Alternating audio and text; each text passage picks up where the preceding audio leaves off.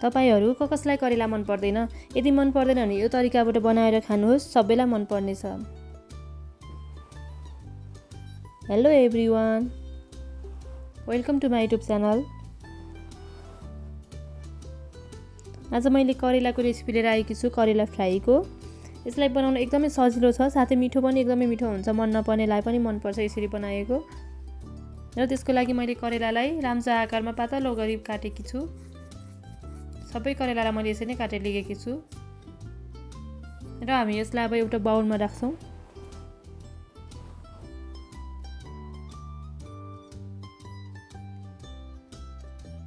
यसको तीतोपन जाओस् भनेर हामीले यसलाई 1 चम्चा नुन राख्यौं र आधा चम्चा बेसार राखेर अब हामी यसलाई चलाएर छोडिदिन्छौं। एकचोटी चम्चाले राम्रोसँग चलाएर छोपेर छोडिदिन्छौं 10-15 मिनेट जति। नुनले हाम्रो करेलाको तीतोपन सबै जान्छ। र यता हामी ब्याटर बनाउनको लागि 1 चम्चा कर्नफ्लोर राखे मैले। यदि तपाईहरुसँग कर्नफ्लोर छैन भने मैदाको पिठो मात्र लिन सक्नुहुन्छ र 1 चम्चा मैले मैदाको पिठो राखे।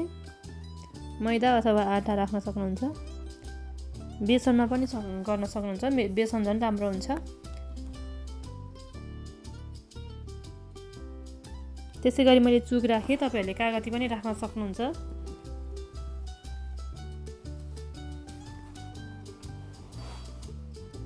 त्यसैगरी जिरा, अदुवा, धनिया र लसुनको पेस्टलाई राखे।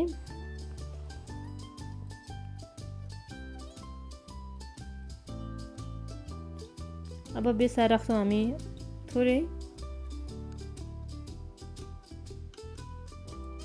त्यसैगरी नुन राख्छु म थोरै। नुन र बेसार हामीले अघि पनि राखिसकेका छौं, यसमा एकदमै थोरै राख्नुपर्छ, नत्र भने नुन चर्को हुन्छ। त्यसैगरी धुलो खुर्सानीलाई राखे मैले आधा चम्चा जति। अब यसलाई हामीले थोरै पानी राखेर मजाले चलाउनु पर्छ, ब्याटर बनाउनु पर्छ यसलाई हामीले।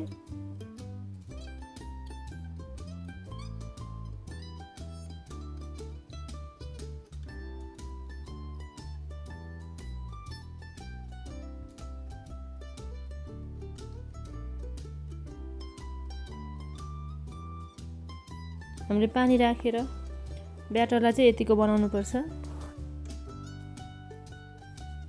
अब हाम्रो करेलाको पानी पनि नुनले सोसिसक्यो, निकालिसक्यो सबै करेलाबाट नुनबाट तीतोपन। त्यसैले अब हामीले यसलाई निचारेर भिडियोमा देखाए जस्तै निचारेर सबै ब्याटरमा राख्छौं करेलालाई।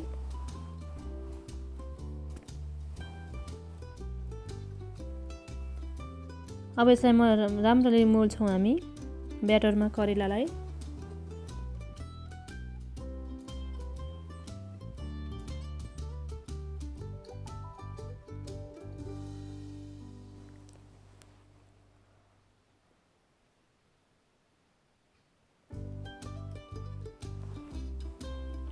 करेला ब्याटरमा मोलिसक्यो। अब हामी एउटा प्यानलाई तताउँछौं र त्यसमा तेललाई राख्छौं। तेल चाहिँ हामीले तरकारी पकाउनुभन्दा नर्मली अलि धेरै राख्नुपर्छ। यसलाई चाहिँ हामीले फ्राई गर्नुपर्छ करेलालाई।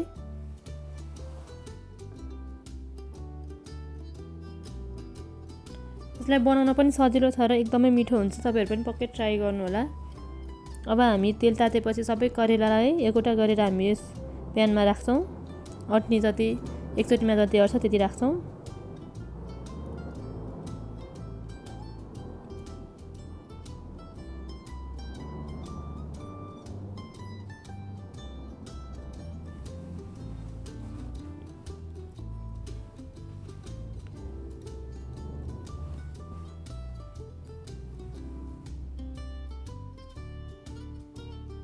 यसलाई हामी हाई हिटमा चलाउँदै पकाउँछौं।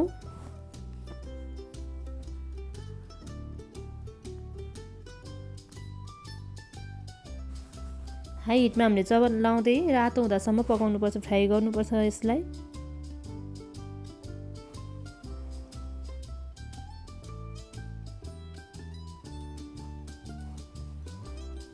र यो पाकिसकेको छ र मैले निकाले। फेरि यसरी हामी अरु बाँकी भएको पनि फेरि फ्राई गर्छौं।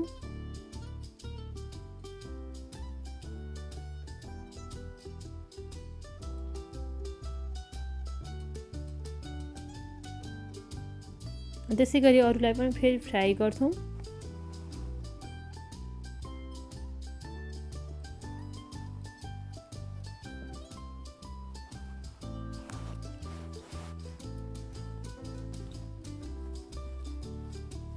सबै करेलालाई हामी यसरी नै चलाउँदै फ्राई गर्दै निकाल्छौँ।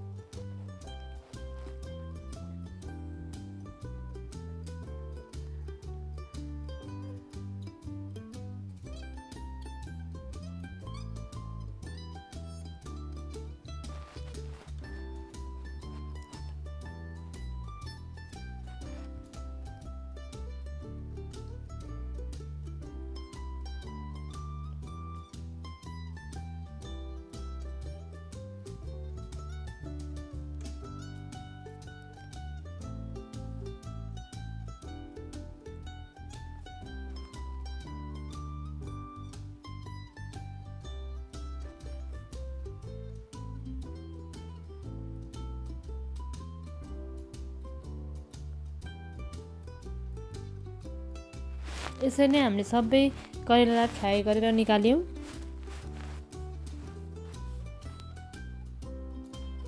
र हाम्रो करेला तयारी भइसकेको छ। कुरुम कुरुम हुन्छ, एकदम क्रन्ची हुन्छ यसरी फ्राई गरेको करेला, र तितो पनि कति नै हुँदैन र मिठो पनि हुन्छ। र मैले यसरी खानासँग खाएँ र हजुर पनि यसरी नै बनाएर खानुहोला। र थ्याङ्क यू फर वाचिङ।